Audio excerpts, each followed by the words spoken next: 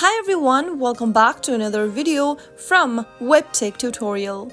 In today's episode, I'm gonna show you how to change photos on Bumble. So without wasting much of our time, let's dive into the video. First of all, tap open your Bumble application from your app drawer and sign into your account. Once you're signed into your Bumble account, from the main homepage, go ahead and tap on your profile picture at the bottom left. Once you get to the profile picture, tap on your picture at the top of the screen.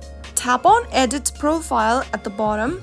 And once you get to the Edit Profile page, if you want to change your photo on Bumble, simply go ahead and tap on the plus button in the boxes. Upload your photo from your Facebook, Instagram, or simply from your device's library.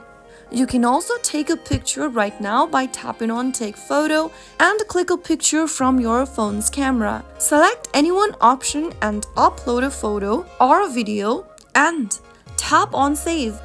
Once you upload a photo or a video of your choice, you can then go ahead and tap and hold the photo you want to move, change its order, and if you want to change your main photo, make sure that you simply place the picture in the main box. After dragging and dropping the photo to its desired position in sequence, you will be able to change your main photo on Bumble. So that is how it can be easily done.